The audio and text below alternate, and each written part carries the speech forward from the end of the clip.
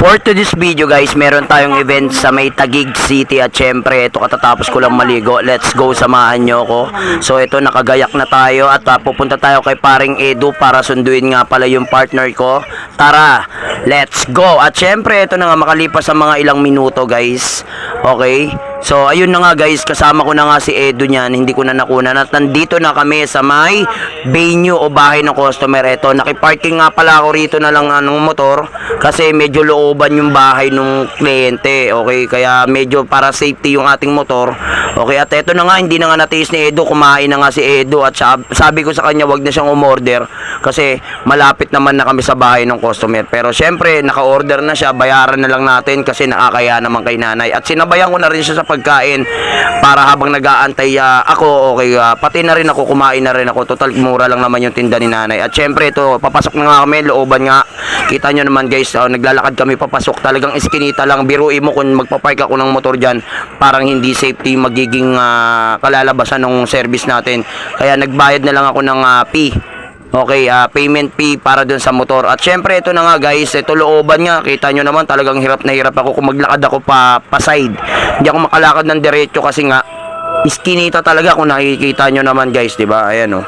Okay, at ito na nga, na-shoutout nga pala kay Daddy. Ayan, natuntun na natin yung bahay nila. At dyan mismo sa kinakatayuan ko guys, sa kinakatayuan natin, dyan mismo gaganapin yung birthday party. At ito na nga, pinatuloy kami nung tita nung celebrant. Ito, so shoutout nga pala kay nanay. At ayun nga guys, sabi nag-aantay kami, pinanood namin yung vlog ni Edu kasi nagpunta siya kay Boss Toyo, geng geng. Ayun oh, dahil binenta niya nga pala yung kanyang NBA card. Ayan, okay. So sa halagang 27,000. Ayun no, shoutout nga pala kay paring Edo. At eto na nga, okay, sana naman may balato tayo. At shoutout nga pala kay nanay, yung kumakaway pa si nanay. Eto, tapos na nga natin makapag-makeup, tapos na tayo mag-makeup. At eto na nga, hawak na natin yung balon na ginawa natin. So ingat na ingat ako dyan guys kasi nga iskinita, baka masundot yung lobo.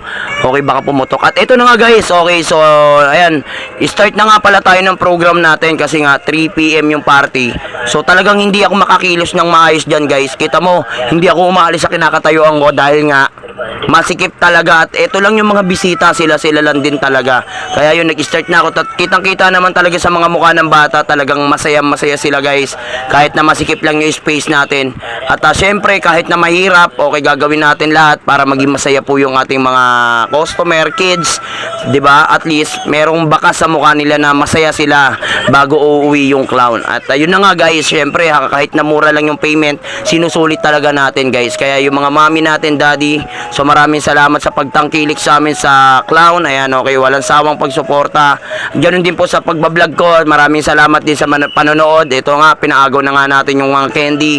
At ito, dumako na tayo sa blowing of candle ni King. Ayan, nakinantahan na namin ng happy birthday yung ating celebrant. Syempre, hindi pwedeng mawala yung birthday wish ni mommy and daddy niya. Ayan, okay, kasi hindi kumpleto yung kanyang kaarawan kung walang birthday wish. So ayan, kaya hanggang dito na nga lang yung video. Tatapusin ko na nga itong video to. So pasensya na at naabala ko kayo at ng mga ilang saglit. Kaya yun lang guys, God bless you all guys. Maraming salamat sa suporta.